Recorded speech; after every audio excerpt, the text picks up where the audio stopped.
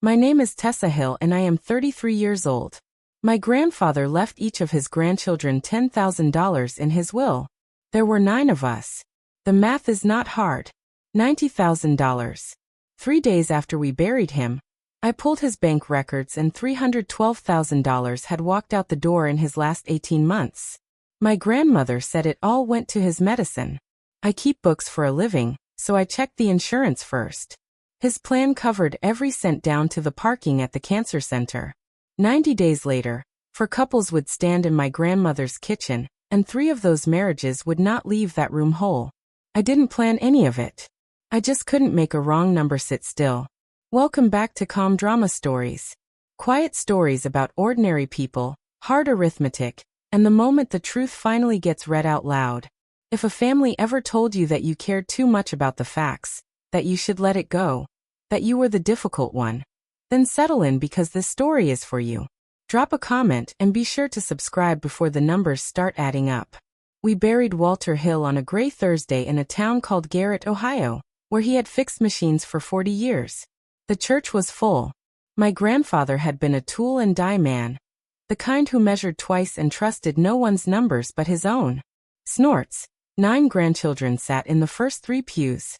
My grandmother, Maureen, sat at the center of all of it, accepting hands like a woman receiving tribute. My branch sat near the back. My father was Walt's son, and he died 6 years ago. So our side had drifted to the edges, the way grief makes families drift. I noticed who sat close to Graham and who didn't. I always noticed things like that. For years, I'd been the one who kept the family's books, the reunion fund, the headstone collection, my aunt's little quilt business when her hands got bad. Nobody paid me. They just handed me the math and looked away. And somewhere in there, I became the cold one, the difficult one, the niece who asked for receipts. At the luncheon, Graham caught my hand and held it longer than I expected. You were always the one counting, she said, and she smiled when she said it, but the smile didn't reach the rest of her face. Then she said something that stuck a small hook in me. She wanted the estate settled fast before everyone scatters. Walt had been gone 72 hours. The will hadn't even been read. I told myself grief made people want clean endings. I almost believed it, but my grandmother had never once in her life wanted anything done fast. And the part of me that keeps ledgers filed that away under a column, I didn't have a name for yet. The will was read 4 days later in the office of Howard Marsh, the estate attorney, a careful man with a careful desk. He read it plainly. Each grandchild would receive $10,000. The house would go to Maureen. Everything left over, the residue would go to Maureen too. Then he paused. And the pause is the thing I remember. I have to be candid, he said. The liquid estate is light. Someone asked what light meant. Marsh looked at his page. There is roughly $14,000 in the accounts. The room went quiet in a way that had texture to it. 9 times 10,000 is 90,000. There was 14. My grandfather had spent his whole life refusing to waste a dollar. He reused coffee filters for heaven's sake, and he had retired with real money. I knew because I'd helped him roll an old pension years back. My Uncle Dale, Graham's son, and the named executive cleared his throat. Dad's care was expensive at the end. He said, cancer isn't cheap. I asked the only question a bookkeeper can't help asking. Didn't his insurance cover the treatment? Dale's jaw tightened. We're not doing this here, Tessa. Graham reached over and patted his arm, calm as Sunday. I let it go in the room because you don't fight at a will reading. But before I left, I asked Marsh how a beneficiary requests the account statements. He told me I had a right to an accounting.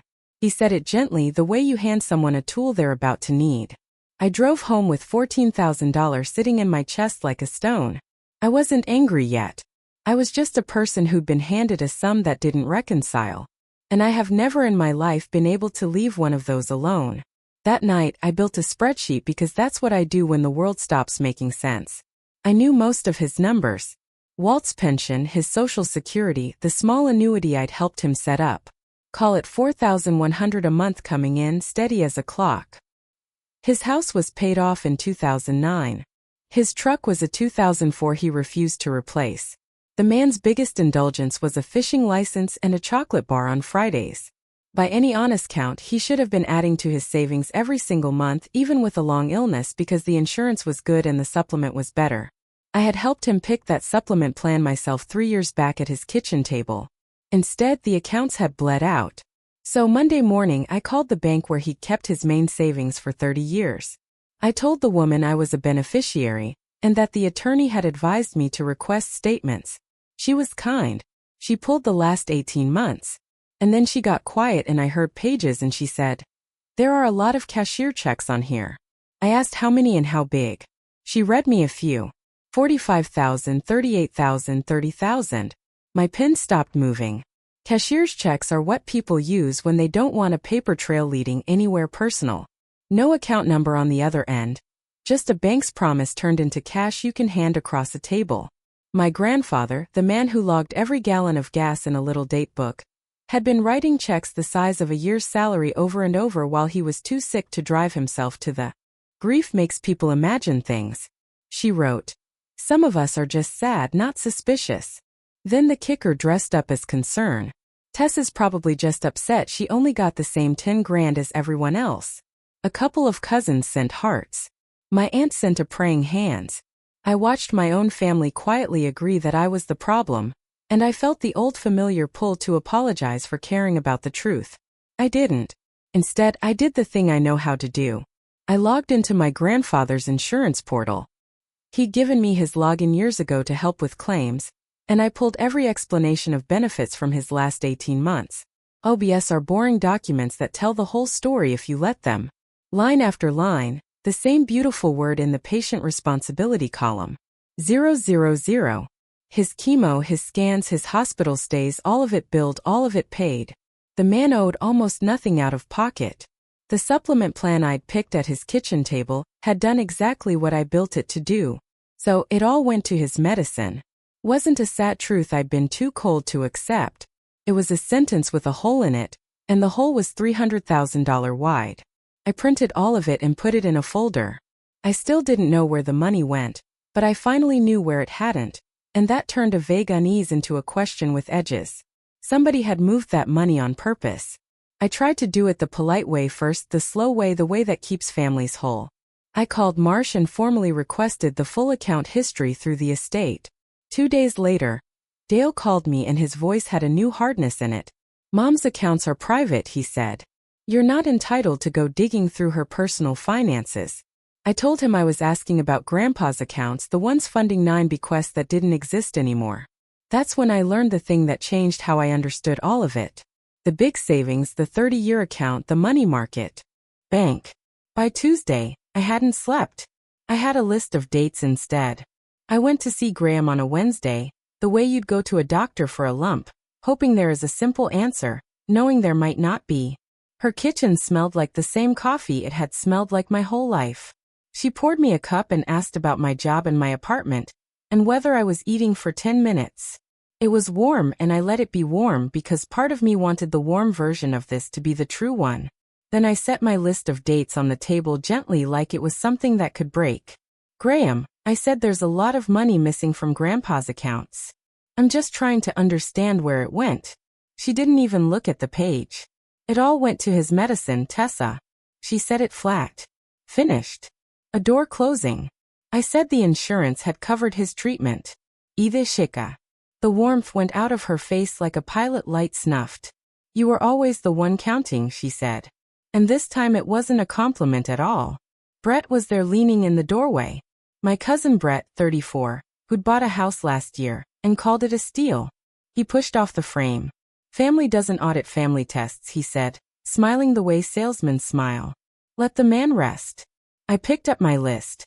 I didn't raise my voice. I have never been a yeller.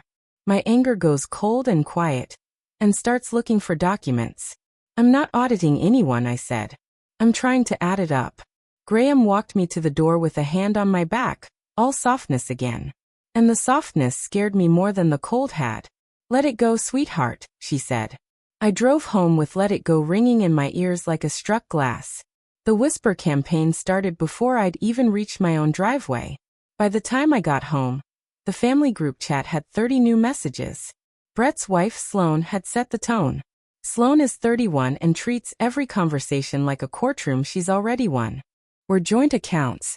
Walton Moore in both names, either signature, which meant that for 18 months while my grandfather forgot what year it was, my grandmother could move every dollar with a single signature, and nobody at the bank would blink. I had wondered near the end whether someone should be watching his money.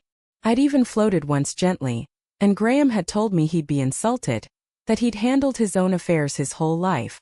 I'd backed off because you can't freeze a man's accounts on a feeling, and because legally I was nobody. Not his POA, not a signer, just the grandkid who was good with numbers. The structure was built to let exactly this happen. And by the time I could see it clearly, the man it protected was already in the ground. That's the part one wants you to understand. I wasn't asleep. I asked the questions. I just didn't have the keys. And the people who did had every reason to keep the door shut. So I stopped asking nicely. I went home, opened my laptop, and searched for the only kind of person who could open a door like this, a forensic accountant. There was exactly one within 3 counties. Her name was Nain Pute, and her office was above a dry cleaner, which somehow made me trust her more. She was about 60 with reading glasses on a chain, and the unbothered calm of someone who has watched money lie for a living. CPA and certified fraud examiner. 22 years of it, mostly divorces and estates, and the occasional embezzling church treasurer. I laid out what I had. The $14,000, the $90 that should have been there, the cashier's checks, the zeroed out EOBS. She listened without interrupting, which is its own kind of professionalism. When I finished, she didn't promise me anything, and that's exactly why I believed her. Here's what I can tell you, she said. Pulling the records is the easy part. Relatively, proving something is the hard part. She explained it plainly. Anyone can move money. To do anything about it, we'd need 3 things to line up. A pattern in the withdrawals, evidence that your grandfather couldn't fully understand or consent at the time, and the fact that the person moving the money stood in a position of trust over his finances. In Snorts, Ohio, she said, if all 3 hold, the picture changes. Gifts can be challenged.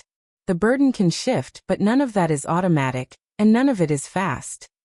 I asked what she needed from me. Authorizations, his medical records, patients, and a stomach for what we find. I signed everything on her desk that afternoon. Driving home, I felt something I hadn't felt since the will reading. Not triumph, nothing that clean, just the relief of finally being pointed in a direction. I had spent 2 weeks being told I was paranoid.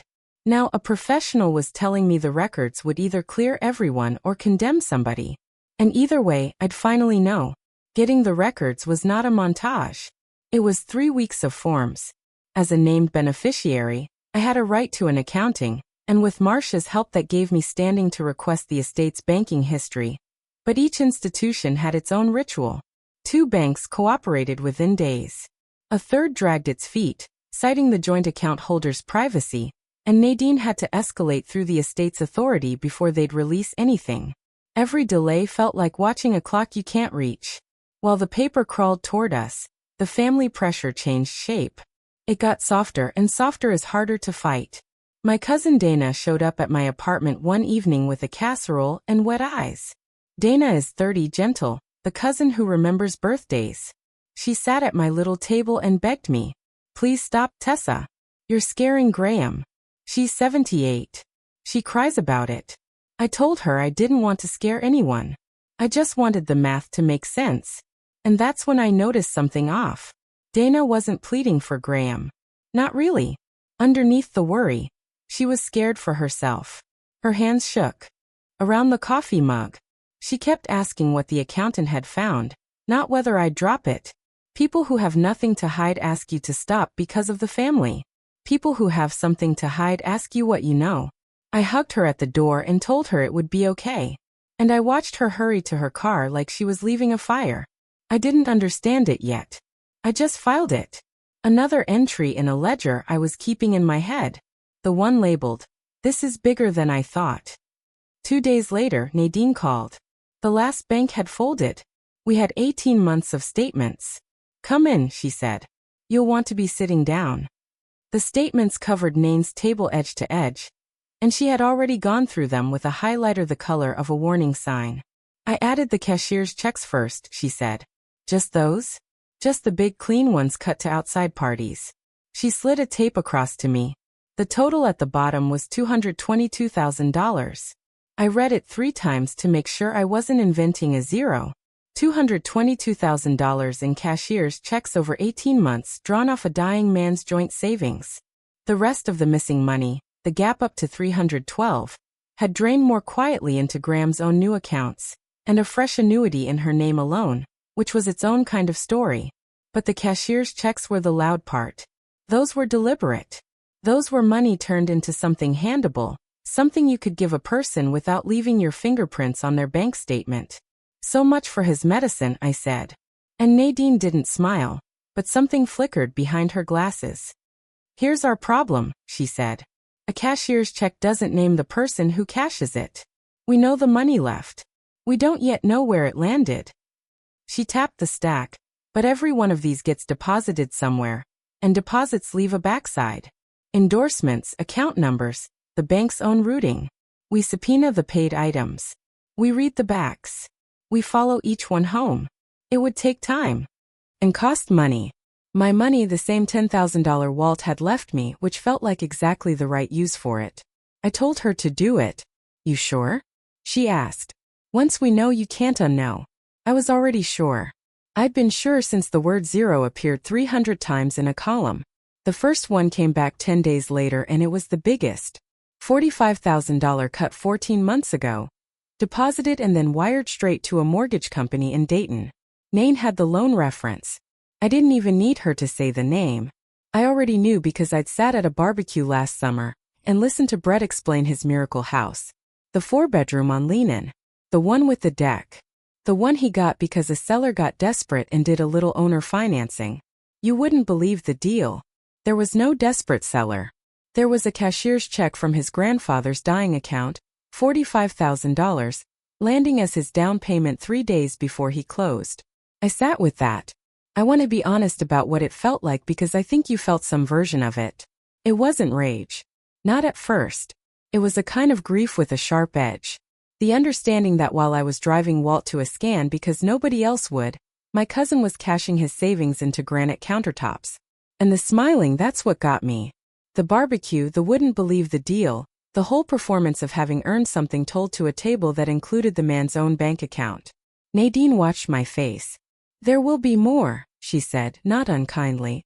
Patterns don't usually run to one. She was right. The endorsements kept coming back, one paid item at a time like a slow tide, bringing things to shore. I started a clean spreadsheet because of course I did. Date, amount, where it landed, whose celebration it paid for. I told myself I was just keeping records. But somewhere in there, it stopped being a question of where the money went and started being a list of names. I needed to know how many. By the end of the month, the spreadsheet had names in nearly every row. Ryan, my cousin, $29,000 to $38,000, traced to a jeweler, and then a wedding venue, and then a small loan payoff. Ryan, who'd gotten engaged last spring and proposed with a ring that made the cousins gasp, who'd told everyone his consulting thing was finally taking off. His consulting thing was Walt. Kayla, $30,000, routed as 3 tidy consulting payments into her husband Tom's auto shop, which had been one bad winter from closing and then suddenly wasn't. Dana, $40,000, deposited into a savings account and then, I'd later learn, described to her own husband as the maturing of a CD that never existed. Each amount was different, but the shape was identical. And when I lined the recipients up against one fact, the whole thing finally made a terrible kind of sense. The cousins who got money were the cousins who came around. Brett drove Graham to church. Ryan mowed her lawn. Kayla called every Sunday. Dana brought groceries, my branch, my late father's kids. We drifted after Dad died, the way I told you. And we got nothing extra. Not because we were hated, but because we weren't there. It wasn't a golden child and a scapegoat. It was simpler and colder than that. It was attendance. My grandmother had been paying out my grandfather's money like a frequent visitor program. And the prize was a dying man's savings. I sat in Nain's office and felt the last of my politeness leave my body. Not as a scream, as a settling. We have the where, I said. Now I want the when. Nain looked at me for a long moment. Then she pulled a single blank sheet from her printer tray and reached for a pen. What Nain handed me an hour later was one page, just one. On the left, every cashier's check by date. On the right, what was happening in our family that same week. She had built it without my prompting because she had seen this shape before, and she wanted me to see it clean. I read it from the top and the room got very quiet the way the will reading had, except this time I was the only one in it. Brett's $45,000 cut 3 days before his house closing. Ryan's $38,000 cut the same week he proposed. The check practically wet when he got down on one knee. Kayla's $30,000 dated the Monday after Tom's shop got its final notice. Dana's $40,000 drawn 2 days before the invoice from her fertility clinic. On and on, each withdrawal sitting 3 or 4 days ahead of a celebration, like a man clearing his throat before someone else gets to speak. And the line that put a hand around my heart was the one Nadine said out loud quietly, almost to herself. He was dying, she said. And the checks kept time with their parties. I looked at the dates of his scans. I had those too. And I saw it. The withdrawals clustered around his worst weeks. The sicker he got, the more freely the money moved, because the sicker he got, the less he could ask where it was going. I took out my phone and photographed that page. And I have looked at it more times than I can count since. People think the turning point in a story like this is the big confrontation. It isn't. The turning point is one quiet sheet of paper on a folding table above a dry cleaner. The moment the law stops being a number and becomes a calendar. His decline on one axis, their good news on the other. Perfectly obscenely in step. I folded it into my folder. I didn't let it out of my sight again. The page told me what happened. It didn't yet prove anyone did anything they could be held to. For that, Nain said, we needed his mind on the record. So, I requested Walt's medical files for those same 18 months, which I could do as the estate worked through Marsh with the right authorizations. They came in a thick envelope, and I read every page at my kitchen table with a cup of coffee going cold beside me. The picture they painted was its own quiet heartbreak. 14 months before he died, my grandfather had a small stroke. A TIA, the note said with residual confusion. After that, the words started repeating in his charts. Disoriented to date, poor short-term recall. Requires assistance with financial and medical decisions. There was a neurologist note, plain as a fence post. Patient no longer able to manage complex affairs independently. I read that line and I thought about the cashier's checks cut in those exact months, $45,000 at a time. And I understood that the man signing them, if he signed them at all, may not have known what day it was, let alone what he was giving away. I brought the records to Nadine. She read them the way she read everything, slowly, then set them down. This is the piece, she said. In Ohio, a gift needs a giver who understood it. The bigger the gift, the clearer his head had to be. These notes say his head wasn't clear. She was careful though. She kept saying could and may and a court would have to find. Nothing's automatic, she warned me. But your grandmother handled his money and stood in a position of trust. If this goes anywhere, the people who took these gifts may have to prove he meant them. That's a hard thing to prove about a man who couldn't name the year. For the first time, I wasn't just holding a grievance. I was holding a lever. You can feel a family close ranks. It's a temperature change. Within a week of me requesting those medical records, Uncle Dale called a family meeting at Graham's house, and I was summoned to it like a defendant. I went because running from it would have meant they got to write the story without me. 11 of them in the living room, and me in the chair by the door. Dale ran it like a foreman. We are not going to drag a 78-year-old woman through a courtroom, he announced, over money that was hers to begin with. He talked about legacy and grief and moving on. He asked me in front of everyone whether I really wanted to be the person who put my grandmother on a witness stand. Brett supplied the chorus from the couch. Family doesn't audit family, he said again, like a man who'd found the one sentence that worked. I stayed quiet and let them talk because I've learned that the calm person in a loud room ends up holding the most cards. But Dale made one mistake. The kind people make when they think they've already won.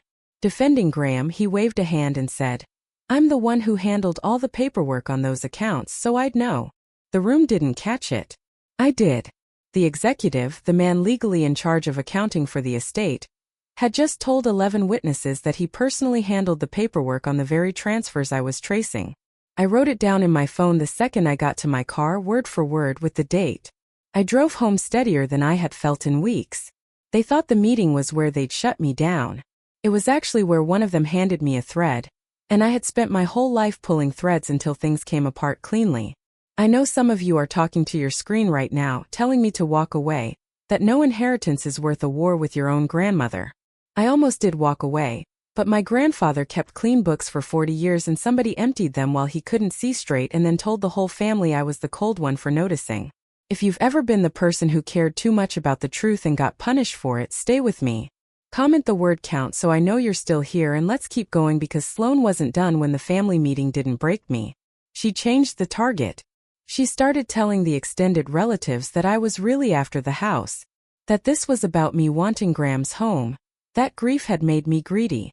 She was good at it. By the next week, 2 aunts who'd known me since birth were giving me the careful voice you use with someone unstable. Then Sloane overplayed it. She tried to get me uninvited from the estate's final settlement meeting, the 90-day sit-down where Marsh would close everything out and everyone would sign off. She told people it would upset Graham to have me there. But here is the thing about being the cold, difficult by the book one. I knew my rights. As a named beneficiary, I had every right to be there when the estate's accounting was reviewed and signed off. And Marsh confirmed it in a 2-line email I saved. Sloane could rewrite my reputation all she wanted. She couldn't rewrite the probate code, so I let her talk and I made my decision. And it was a quiet one. I wasn't going to send letters and demands from a distance. I was going to bring everything I'd found to that settlement table in person with the spouses in the room. Let it be read out loud. I want to be clear about something because it matters to me and it should matter to you. I did not plan an ambush. An ambush is what they kept accusing me of, and it would have been the easy, satisfying wrong thing to do. Instead, Nain and Marsh and I built it the slow, boring, unkillable way through process. First, Marsh filed an objection to closing the estate, a formal hold, so Dale couldn't quietly finalize everything before the truth surfaced. Second, because the records suggested an elderly man's money had been moved while he was impaired, we reported it to Adult Protective Services. Marsh was careful with me about that. It's a referral, not a verdict, a request for the people whose job it is to look. Third, I sent Dale a formal demand for a full accounting certified mail, the kind of letter that exists forever. None of it was loud. All of it was on paper. That's the difference between the people in this story and me. And it's the whole point. Their weapons were the soft ones. A lie at a kitchen table, a rumor in a group chat, a guilt trip about a grandmother's age. My weapons were the dull ones. Statements, endorsements, a neurologist note, a demand letter with a tracking number. You cannot cry your way out of a certified accounting. You cannot spin a deposit slip. Dale's lawyer wrote back within the week, and the letter was almost funny in its confidence. My grandmother, it said, looked forward to explaining everything at the settlement meeting. They thought the meeting would be their stage. They had no idea I'd be bringing the script. I spent that weekend not rehearsing a speech, but organizing a binder, because a speech can be rattled, and a binder just sits there being true. The first crack didn't come from a document. It came from a phone call I didn't expect. Greg, Dana's husband, called me on a Tuesday night, and his voice was the voice of a man standing on a floor he's just realized might be painted over a hole. Tessa, he said, can I ask you something? And will you tell me the truth? Greg is a decent man, a high school wrestling coach, the kind who shows up early and stays late. He told me he'd been going through their accounts to plan for a baby, and he'd found a $40,000 deposit from a year and a half ago that he had no memory of. He'd asked Dana. Dana told him it was a CD from her grandfather that had finally matured. But there's no CD on any statement going back, he said. And now she won't talk about it, and she cries when I bring it up, and I keep hearing your name. He asked me straight out if I knew where that money came from. I had a choice in that moment, and I want you to know I thought about it. I could have handed him everything, lit the fuse myself, watched it go. Instead, I told him the only thing I felt I had the right to say. I think you should ask Dana directly, I said.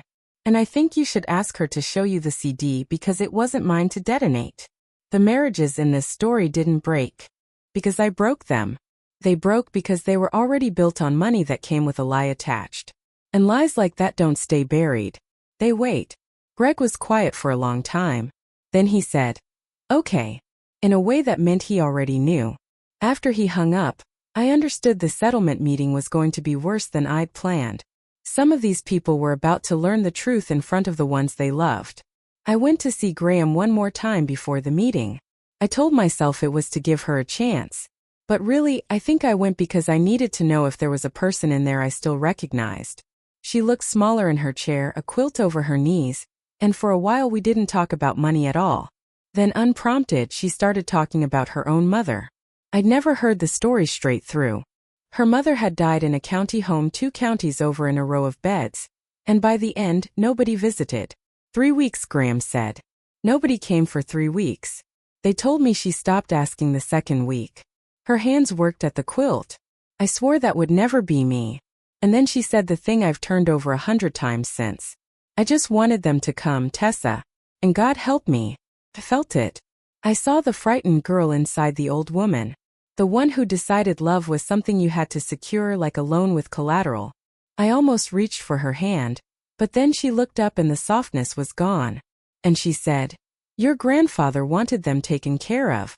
You're twisting a kind man into a crime." And just like that, she was lying again to my face, reaching for the man in the ground to shield the thing she'd done. That's when I understood her completely and stopped being afraid of her.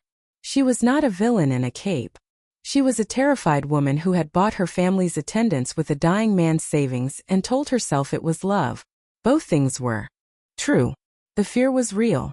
So was the theft. Understanding the first one did not excuse the second. I told her I loved her because I did and that I'd see her at the meeting. Then I drove home and finished the binder. Whatever softness was left between us, Graham burned it down that same week. And she did it the way cornered people do, by accusing you of the exact thing they've done. Word started going around that I had been the one taking advantage of Grandpa, that I'd always had his login, that I'd helped with his finances a little too closely. Sloan carried the news story to anyone who'd listen, and now it had a shape. Maybe Tessa was the one who drained him, and all this accountant business was her covering her tracks. It was clever. I'll give them that. It used the truest thing about me, that I was the one who helped him with money and turned it into the knife. For about a day, it scared me. Then I remembered who I am. I am a bookkeeper. I keep records on myself the way I keep them on everyone out of habit and self-protection. Every time I'd helped Walt, I documented it. I had emails where he asked me to review a plan. I had the supplement application with my notes in the margin, saving him money, not taking it. I had not received a single dollar from him in my life beyond the $10,000 in the will, and I could prove it down to the penny, which is more than anyone else in that family could say. So while they spun a story out of suspicion, I built a counterfile out of facts, and I added it to the binder behind its own tab. Their whole strategy depended on the room running on feelings. Mine depended on it running on paper.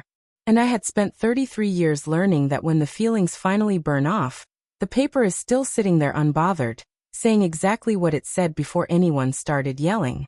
The meeting was in 4 days. I was ready. Nadine finished the report 2 days before the settlement meeting, and when she handed it to me bound, I felt the weight of it in both hands. It was not a pile of accusations. It was an argument made entirely of facts, which is the only kind that survives a room full of people who hate it. Every cashier's check by date and amount. Every endorsement showing where it landed. The timeline page, the one that kept time with their parties. The medical records with the neurologist's line highlighted. The insurance EOBs 300 deep. Killing the medicine story on contact. She'd even added a 1-page summary at the front, plain English, so nobody could pretend they didn't understand it. Read the summary first, she coached me. Then go slow. You don't have to win. You just have to be accurate out loud where they can't edit it. We talked through the room. The settlement was set for Graham's house. Dale's idea, home field advantage. All 9 grandchildren and their spouses and Marsh gathered to sign the papers that would close the estate and bury the whole thing for good. They expected a formality, a few signatures, some tears, a casserole done. Marsh, to his credit, had insisted everything be transparent, full accounting on the table, no side rooms. I don't think Dale realized what he was agreeing to when he agreed to that. I practiced one thing and one thing only that last night, not a speech, my voice. I stood in my kitchen and read the numbers out loud until I could do it flat, even without a tremor, the way you read a recipe. Because I knew that the second I sounded angry, they'd call me bitter and the truth would get lost in the argument about my tone. Calm was the weapon. Calm was the whole plan. The morning of the meeting, I almost didn't go. I sat in my car in my own driveway with the binder on the passenger seat and felt the full weight of what I was about to do. These were my cousins. Dana remembered my birthday every year. Ryan taught me to ride a bike. Whatever they'd taken, I was about to take something back from them, too. The version of their lives where the down payment was a deal, and the ring was earned, and the marriage was clean. For a minute, the old reflex one. The one that spent my whole life smoothing things over so nobody's upset. I thought, maybe I should just let it go. Then I heard my father's voice, clear as the radio.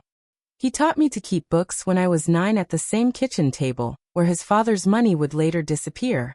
Numbers don't lie, Tess. He used to say people do. That's why we write it down. And I understood finally that I wasn't the one breaking this family. The theft broke it. The lie broke it. I was just the one willing to say so with the lights on. If you've ever had to choose between keeping the peace and telling the truth, you know exactly how heavy that binder felt on the seat beside me. Hit subscribe so you're with me when I carry it inside.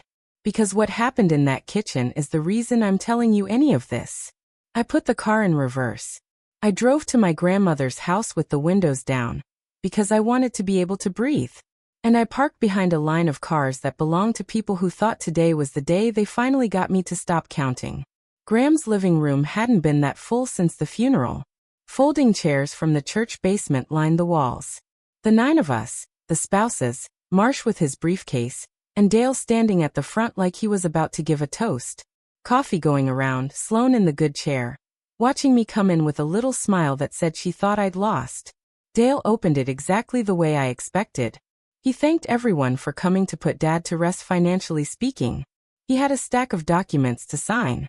The final accounting, the releases, the papers that would close the estate and end any questions forever. Let's keep this simple and respectful, he said, and he looked right at me when he said, respectful. Graham sat in her chair with the quilt and dabbed her eyes at exactly the right moments. A performance so practiced it almost had stage marks. Brett beside her played host. Let's keep this about family, he said, not accusations. Marsh cleared his throat and reminded the room mildly that a full accounting was part of the process, and that anyone with questions had a right to raise them now. Dale's smile tightened.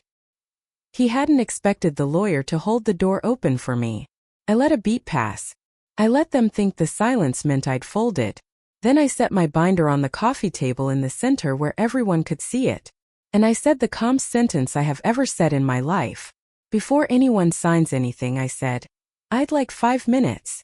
I brought the accounting. The room changed pressure. Sloane's smile slipped. Graham stopped dabbing and Dale, who had run this meeting like a foreman, suddenly looked like a man who'd noticed the floor was wet.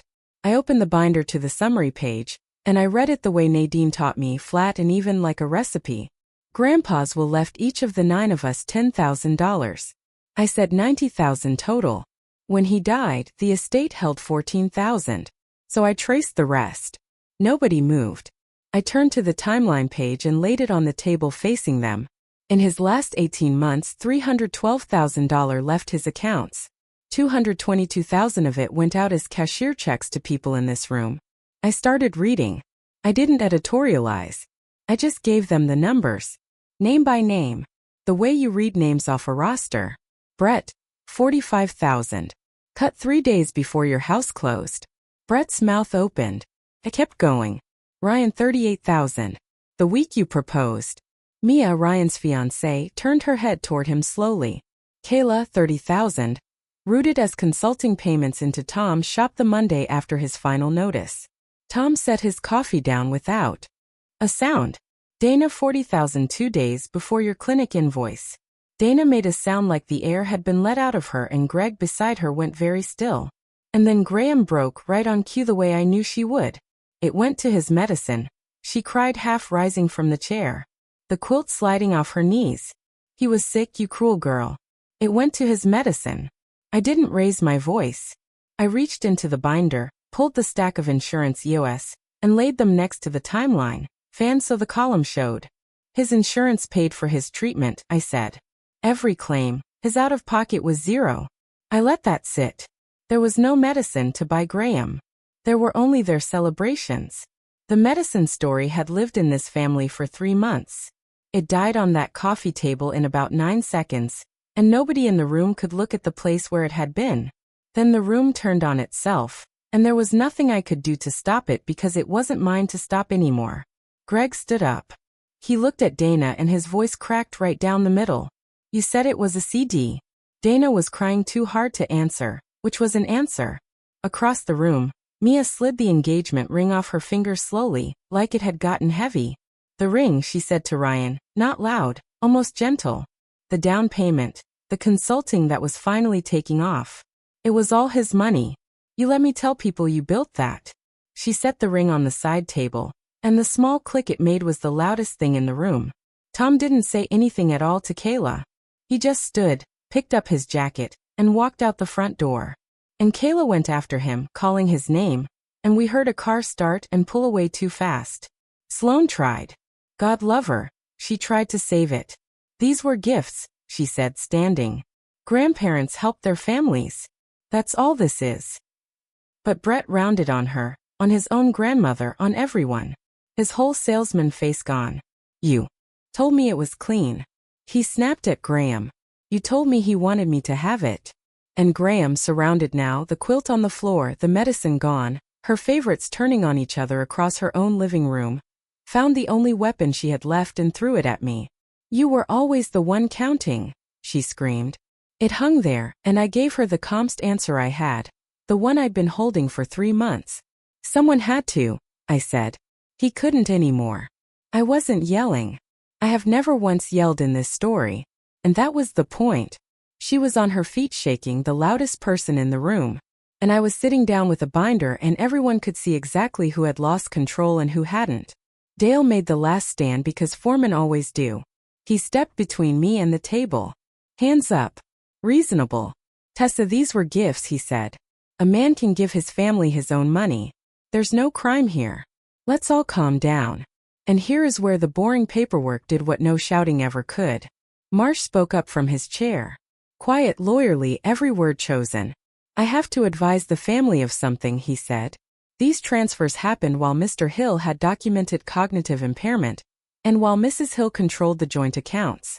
I can't promise any outcome, but under Ohio law, gifts like these can be challenged, and given the medical record and the position of trust, a court could find undue influence and order the funds returned to the estate. He paused. I'll also note that this conduct has already been referred to Adult Protective Services. That referral exists whether or not anyone signs today. Nobody signed anything. Dale looked at the unsigned releases on the table, the ones that were supposed to end this in 20 minutes, and he understood that they were worthless now. Brett sat down hard and put his head in his hands, because $45,000 he didn't have was about to become a debt he did. Graham had gone silent at last, folded back into her chair, looking at the faces of the grandchildren she'd bought, and watching them refuse to look back. I closed my binder. I didn't gloat. There was nothing to gloat about. I was sitting in the wreckage of my own family, and I'd lit the lights myself. But I had not been the cold one. I had been the only one telling the truth in a house that had run on a lie for 18 months. And finally, with the EOBs fanned across the coffee table, every person in that room knew it. It didn't go to a dramatic trial. Those almost never happen, and ours didn't either.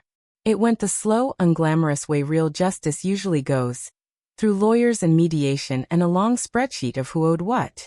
Faced with the report, the medical records, and the APS referral, the recipients did the math the same way I had. Fighting it in court would cost more than returning it, and they'd likely lose. One by one, they agreed to pay the money back into the estate. It took months, and it was ugly, and there were 3 separate payment plans. But in the end, the $90,000 my grandfather actually intended got reassembled, $10,000 at a time, and the 9 of us each received what the will had promised. Graham repaid her share out of the equity in the house, which is a quiet way of saying she had to borrow against the home she'd schemed to protect. In exchange, and because she was 78 and the family was exhausted, no one pressed for charges. I didn't fight that. I never wanted my grandmother in handcuffs.